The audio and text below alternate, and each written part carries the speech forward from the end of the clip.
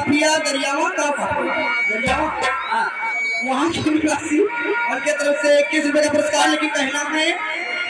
अरे नसवा में पियला मोरा मातला रे हमारे मालिक बहुत दारूबाज रही है अब तो मर गई वही पियाई मर गई कच्ची बहुआ वाली हाँ बहनी बहुत बनावत रही अरे नसवा में पिया मोरा मातला रे दारू पी के बहुना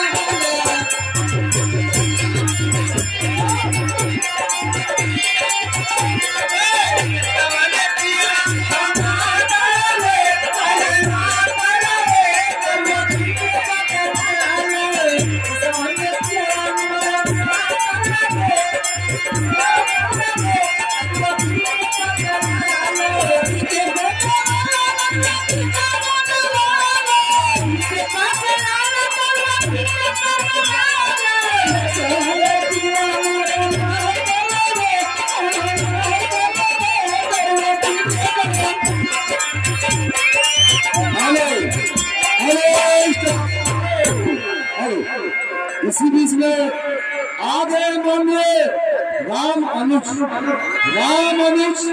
नंदवेली के रहने वाले बीकापुर अयोध्या से चल कर आए हैं। भाई साहब 20 रुपए का पुरस्कार देते हैं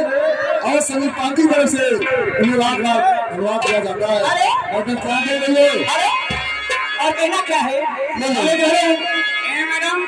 इरूर बीडीसी के बीडीसी की तरफ से पुरस्कार और भी बाबा नमस्कार कोई बाबा साहब